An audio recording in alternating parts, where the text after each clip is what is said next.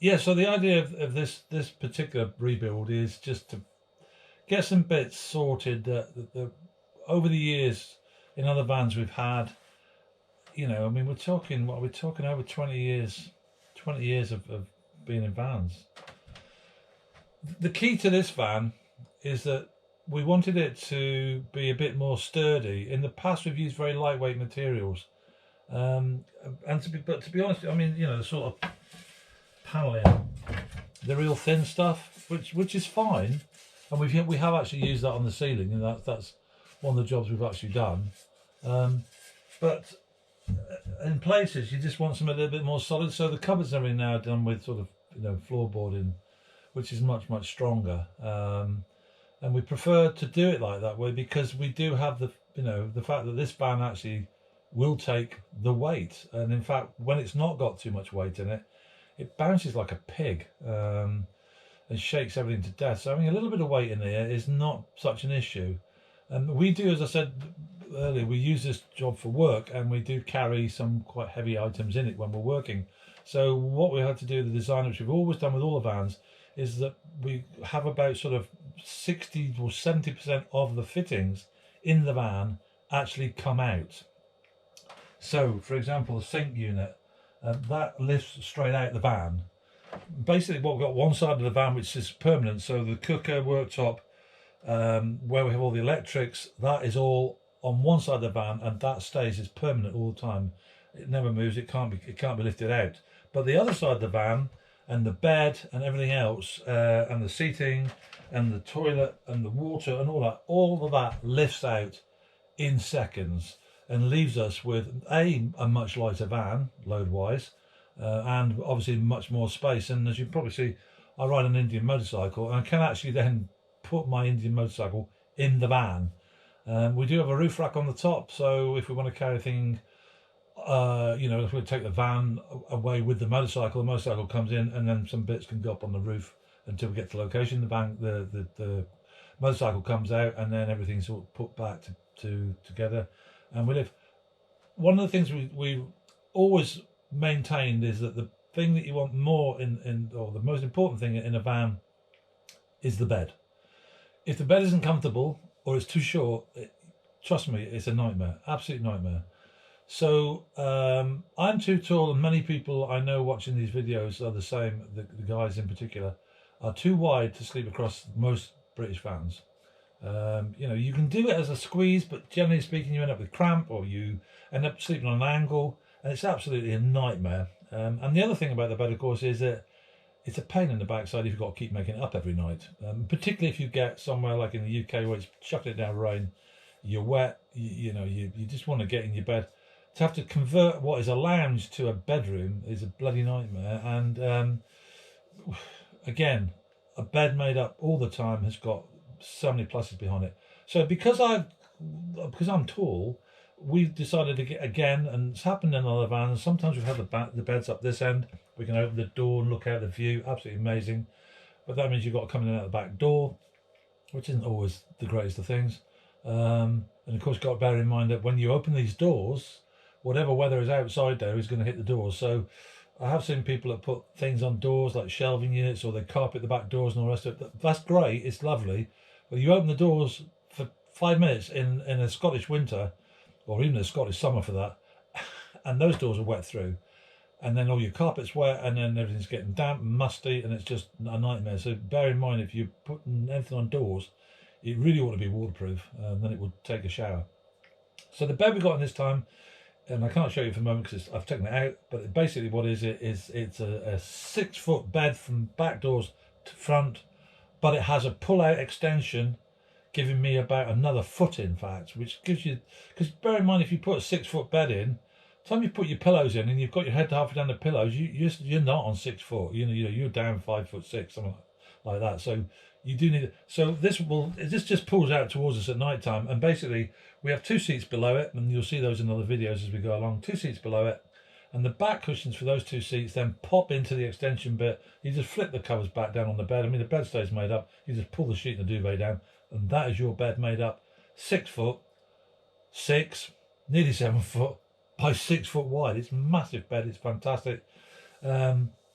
And we've got things near the bed which are also handy. So bearing in mind when you're putting your bed in, if you're, well, most of us now live on our phones, so you want your phone, so have some USB chargers that are powered by your leisure battery onto your close to your bed, some reading lights. You're probably going to want your TV. We put our TV actually here. It goes here. It's on a pull out and it swivels around. It's a sat TV, so the dish goes on the roof rack. Again, we don't put anything on the ground. It all goes on the roof. And the TV will sit in there. We've got the radio. We've got our Zig unit over here, which we have on, showing us what power we've got. Power wise, we're very frugal, so we've always used pump up taps. We don't use electric pumps on them because electric pumps start to drain your battery. We do have a solar panel. We've never run out of electric yet, but still very prudent to keep our eye on what sort of electric we're using. And of course, the beauty of it is, if you work like that, then you actually don't need to go on the campsites because you can always produce your own electricity. And we've got inverters and stuff like that, which basically, where the inverter only gets used occasionally for hand tools, power tools, if we actually got a job to do. We've got a Propex gas heater, which gives us more than enough air-blown heat running off a small gas bottle. We find that to be fine. We have had diesel heaters in other vehicles. Yeah, they're okay. They're enough for your diesel tank, so that's all good, but they are quite noisy, especially when they're firing up. They roar around a bit, and so if you're wild camping, it can be quite annoying to other people. So we've gone for Propex now. It's much better. We don't have an oven. As I said, we don't live in a van. We have lived in vans, as we explained earlier, but to be honest with you, we didn't use the oven that often, to be honest with you. We haven't got a microwave in this van. We have had microwaves, but again, why microwave food? It's just a heavy item you're carrying. It's got a massive draw of electricity, so if you're using it on the batteries and through your inverters, it doesn't have to take a pull out of that. So again, we don't bother with that. That's something that this van, we just said, right, don't want anything like that. So we've just gone for a simple cooker, 2 rings. We've gone for a grill. We always have a grill. It's very handy, and we have used in the past the old camping gas, open up kind of thing. You just sit on the top and open up, and that's absolutely perfect. Don't get me wrong, it's fantastic. They're not that great for doing toast or anything like that. And of course, you can pack accessories to take this beyond the basics. So if you are going on a campsite, nothing wrong with taking an electric hot plate. You can plug it in, stick it outside on the table, and use the electricity on the campsite, and cook your bacon, sausages, and eggs all on one plate, and have it all done, so you keep the smells out of the van. So that's a useful thing to do. As far as the insulation of the van's gone, as I said earlier, it was insulated before. We've actually added to that insulation. There's lots of controversy again about people having mold appearing and air spaces and all the rest of it. All I've got to say about that is it's just like a house. If you seal all your windows up, you're going to get condensation on the thin bits, on the bits like the glass in the van, on the metal bits. You'll get condensation. So by all means, keep yourself warm, but you need to keep yourself ventilation in that van. I think you can go over the top with your insulation. At the end of the day, you're only sleeping in the van, really, if you're travelling. I mean, I appreciate it's different if you're living in the van. If you're living in the van all the time, like we did, it is different. But having said that, if you're living in the van, go live somewhere warm. I mean, we were in the south of Portugal, and we lived in Portugal 6 months of the winter, and I don't think we had a day go below about 17 degrees. So, unless you're going off to Norway or somewhere like you want to overwinter in the van over there, that's a different ballgame. But to my way of thinking, if you're travelling, if you're van life, and then you want to travel somewhere warm, follow the sun. That's the whole purpose of these vans. People used to say to us, how the hell do you live in a van? It must be an absolute nightmare. Well, no, it's not, because you wake up in the morning and the weather's rubbish, or the place you live in, or you've decided to stay for the night is not particularly great. You just jump in the front and rev off and go somewhere else, and it's as simple as that. So there's no big deal about being over insulated, I don't think. Yeah, it's nice to be warm, nice to be snug, but hey, duvet, you've got duvets. When we were doing this 20 odd years ago, I mean, things were really basic. When we didn't even have mobile phones, but we travelled around, and we used to get water out of streams and stuff like that. We used to carry purifying tablets, and there was no access to anything really. It was really difficult. Now it appears that it's a lot easier. So where does that leave me now? Right, okay. So those are still doing this van. Just about 90% of the timber, well, no, 99% of the timbers are in here. Yes, I've added some weight to the van. In places, I've kept it as light as I possibly can and done away with certain things. We've, instead of carrying, large gas bottles, 13 kilo bottles, which we've always done, we carry 7 kilo bottles. Yeah, you've got to change them a bit more often, and yes, they cost a little bit more, but again, as I say, we're not living in the van. If we're living in the van, that's different. And when we lived in the van, if we went to a different country, we'd have to change bottles, because in those days, most of the bottles were different types. French, Portuguese bottles were different, and we used to change them.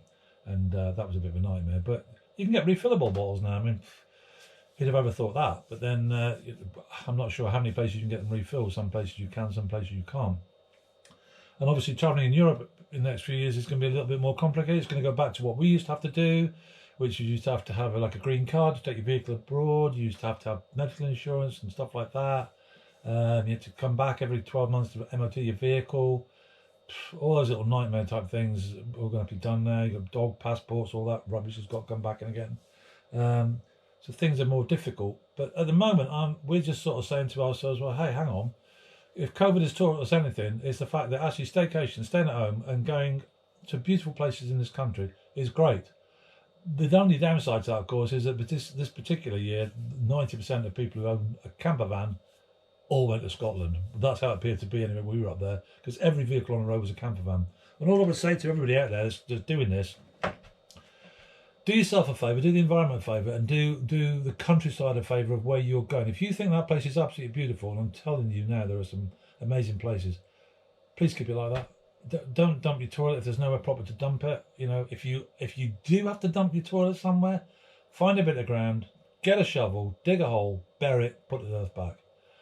Rubbish, take it. I mean, come on. We're living in a world now where, when we used to go up to Scotland 20 years ago, 25 years ago, I mean, there was nothing up there. It was the NC 500 hadn't been discovered. It was just wild, and there was nothing up there. Now you've got everything. You've got a petrol station, you've got McDonald's, you've got Lidl's, you've got everything. There's absolutely no reason whatsoever to be dumping crap and rubbish all over the place. And that's one of the key things, is keep this countryside looking beautiful, because what's going to happen if we don't do that is that people are going to start clamping down on camper vans.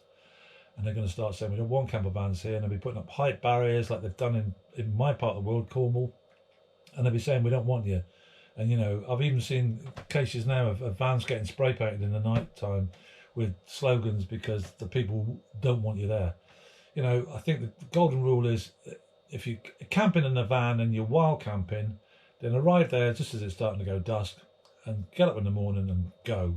Once you start putting tables and chairs and sun lounges out, you ain't wild camping, you're living there, and people don't like that, because it's campsites just down the road trying to make a living. Crofters and what have you, all trying to make some money. So use the campsites when you can.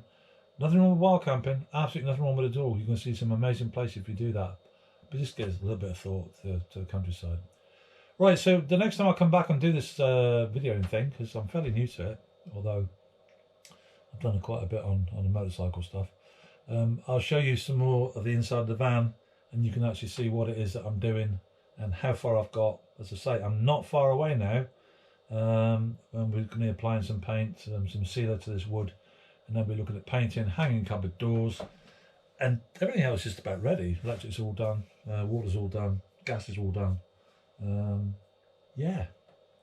Okay, see you next time.